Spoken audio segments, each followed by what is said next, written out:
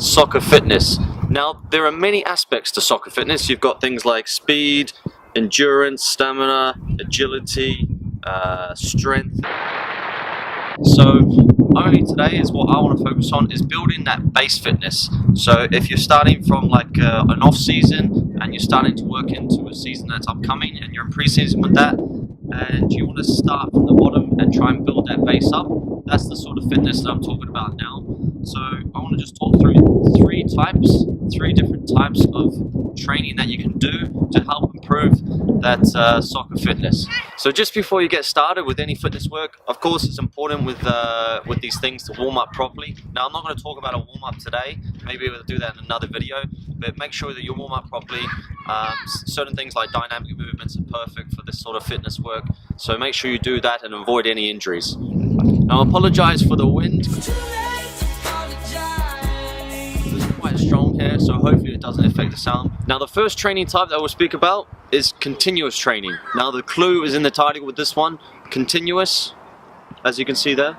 So it's a form of training that is a low aerobic training, so you're doing it at low intensity, but you do it for a longer period of time. So that's something like, you know, if you go into the gym, you're 30 minutes on a bicycle, a low intensity, keep it going for 30-40 minutes. It's a long period, so this is a good sort of training to begin with. It's a baseline training. So for the first, I would recommend for the first 1 to 2 weeks of your initial training of your off season, you stick to continuous training to try and build that base up of your fitness. After you've built that base up of your fitness, after 1-2 weeks, you can start moving on to these other different types of training I'm about to speak about.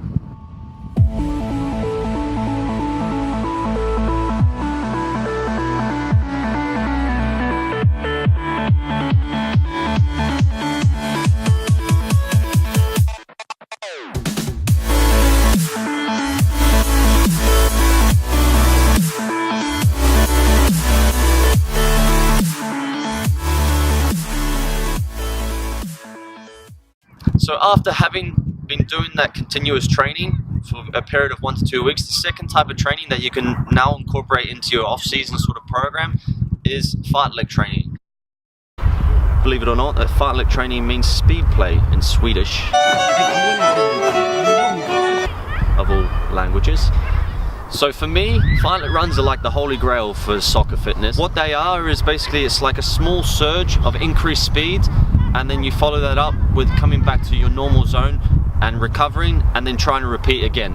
So it's very much specific to a football game where you're making short dashes, short sprints, and then you want to try and recover as quickly as possible. So they're perfect for football and something that you need to incorporate to build that soccer fitness base up. Now to start off with the fartlek runs, I would recommend just doing things like a 20-minute timed run, and you can do say a 3-minute jog and then do a fartlek run for 1 minute where you increase the speed, run at sort of 70 to 80% of your maximum.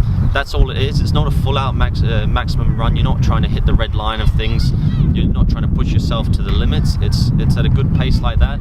And then after you've done your minute, you're then going to recover again for those 3 minutes.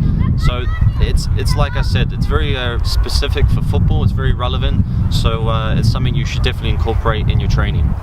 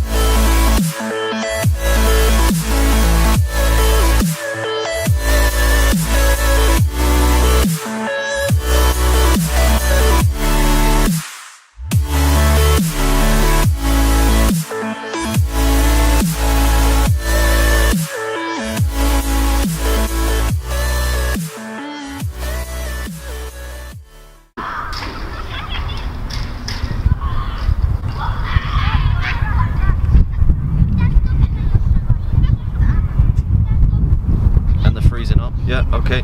But you got the first continuous training. The second thing is your fartlek training, and then you want to incorporate incorporate the last thing that I think is essential for football players as well, is interval training. Now, interval training could seem a little bit similar to the fartlek training, but I can assure you it's not. And what that is a higher intense for shorter periods of time, but the rest is almost equivalent to the amount of time that you're working.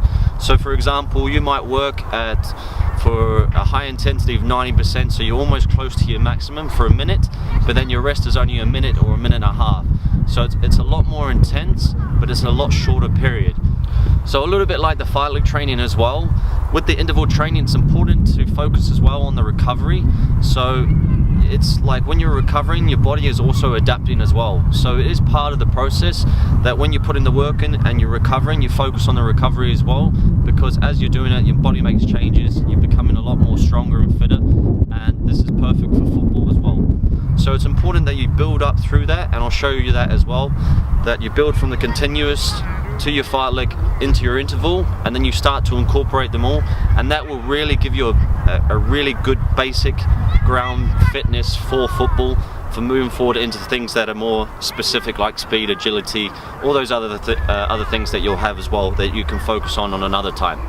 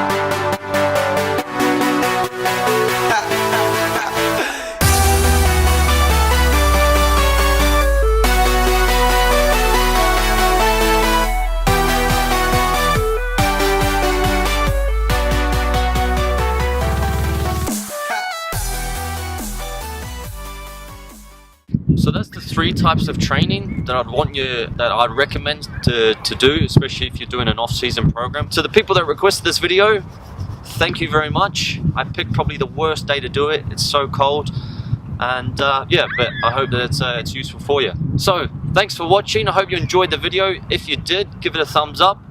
If you feel sorry for me standing in the cold, give me a thumbs up as well, and I'll see you in the next video. Caught in the crossfire.